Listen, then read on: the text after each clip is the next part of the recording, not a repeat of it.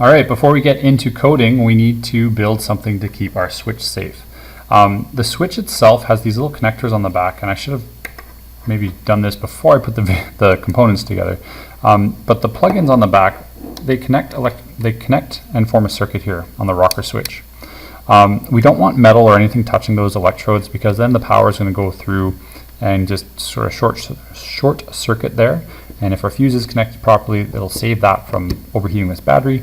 But we just want to make sure we're making the robot as safe as possible. So we need to make some kind of holder for our switch so it's not bouncing around all over a desk, so it has some weight and stays in one spot, so it's easy to hit if we need to turn a robot off. So what I'm recommending, and you can change this design up if you want, you can use other components in the box, but this is just a nice simple way to do some prototyping. So you're going to take one of these channels, a C channel, that is three lengths long. We're not going to deal with actual measurements today, but just 3 big circles long. And it's about the same size as the switch. Okay, and then you're going to grab these longer standoffs. They're about 2 inches. Okay, I think this is the 2-inch one. We're going to take a long screw, okay, so our 1/2-inch screw, and we're going to apply them from the bottom, okay, so that it matches up with the pattern on top of the switch.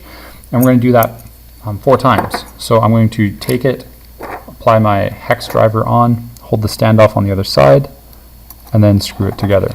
Okay, we want these nice and tight so that it gives us a nice firm standoff to attach to. We're going to do this 4 times, 1, 2, 3, 4.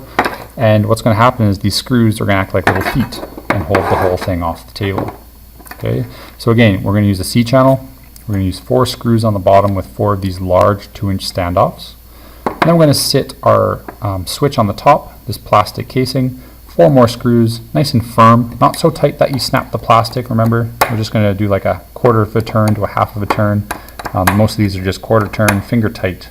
At no point in time should you like grip onto the screwdriver and really go at it, just finger tight. Okay, and then what you're going to see is that we now have this little apparatus that holds our switch up vertically, so if we ever need to turn off a robot, we can easily turn it on and turn it off. Okay, and it's nice and weighted now as well, so we can sort of snug it up next to the battery if we want, and then we can take it and plug it into our controller. So I'll just go like that. Sorry for the sound coming off that metal on the video, but there we go.